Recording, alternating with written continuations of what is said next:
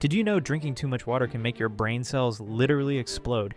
This terrifying condition is called water intoxication. Your blood needs the perfect balance of sodium and water. Think of your cells like balloons. When you drink massive amounts of water, your sodium gets dangerously diluted. Now your blood becomes like pure water.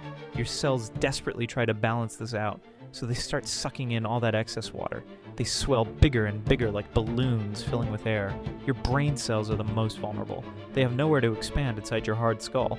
Marathon runners face this nightmare scenario. College students during hazing rituals too. The symptoms start innocent enough. First nausea, then confusion. But within just hours, your brain begins swelling. Seizures follow as your skull crushes your expanding brain. Your kidneys simply cannot process the flood fast enough. The pressure builds until cells rupture from the inside.